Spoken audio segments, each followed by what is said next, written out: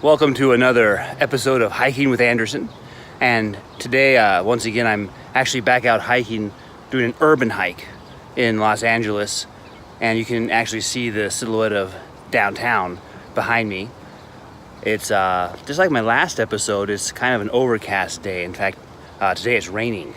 So it's a nice change from hiking in the desert. Today I'm out here, I was thinking about culture. This is one of the topics we cover at Clarity Fund. And I was thinking about culture and what it means, how it relates to human nature. And when you're in a major metropolis like Los Angeles area, one of the exciting things and one of the enjoyable things is all the different cultures and the different ways of enjoying culture and the products of human nature. And what is culture? Well, we think about it in different ways. What we look at with culture is how it is an expression of human nature. All cultures express something about human nature and what it is to be a human. And these expressions can come in both cognitive and non-cognitive forms. So, for example, some of them are matters of taste. And one of the things we notice about culture and cultural expression are things like cuisine. People always like and think about different kinds of cuisine or different kinds of artwork and expressions in art. There are also cognitive expressions, different beliefs that cultures hold and the way those come to influence the choices that people make and the kinds of cuisines or artwork or sports that people play.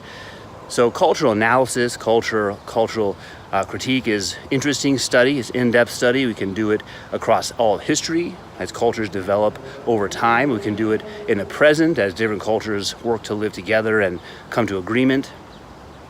But as I said, it is an expression. Different cultures are expressions of human nature. So we come to know more about human nature, and we can think about human nature in different ways. For example, we can think about the larger aspect of human nature, what all humans have in common, that humans are finite, temporal, and changeable in their being, wisdom, power, holiness, goodness, justice, and truth.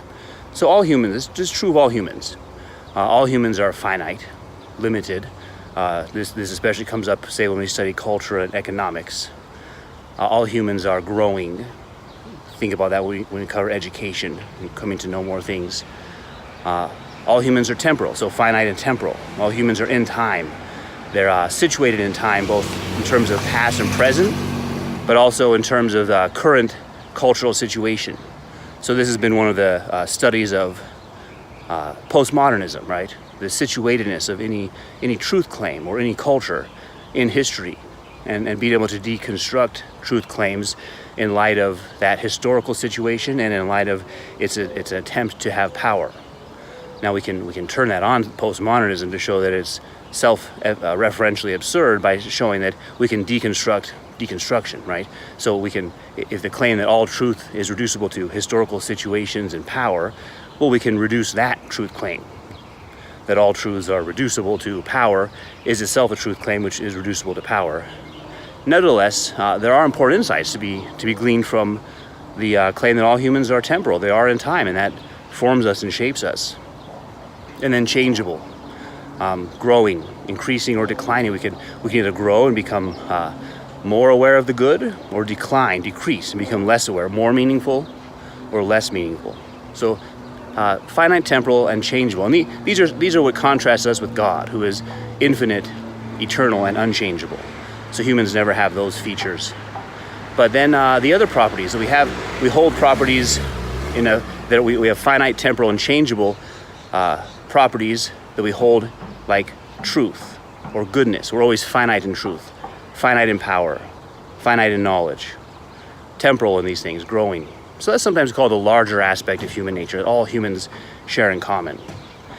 And then there are also the narrower aspect of human nature. We might call these formal features that all humans have. The narrow aspect, knowledge, holiness, and righteousness. So all cultures have those formal features. They make claims about knowledge and what is holy and what is righteous. Now, not all those claims are accurate. So, for example, a culture might claim to know something and it turns out not to be true. Or might claim that something is holy and it turns out not to be holy.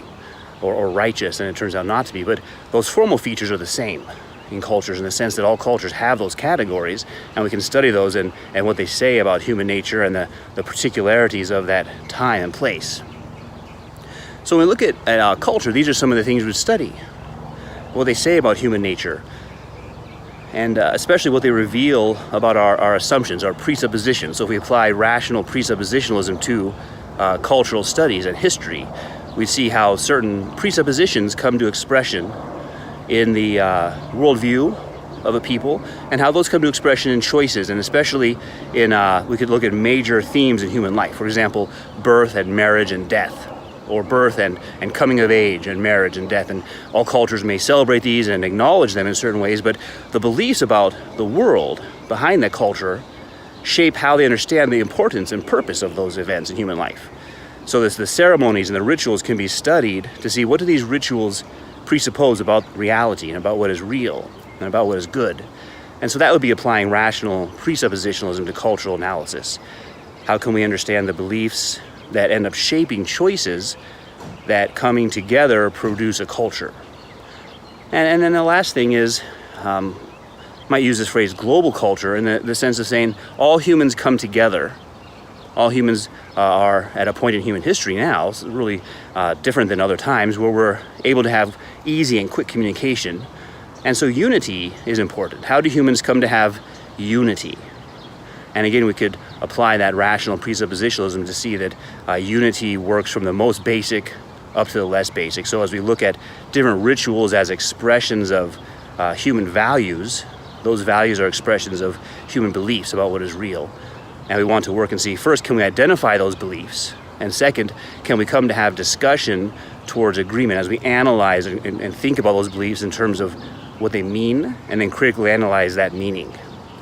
So all of this coming out of culture and the study of culture, and one of the main things we do at Clarity Fund, looking at reason, the moral law, and culture, and thinking about that here while I'm in Los Angeles, just east of Los Angeles.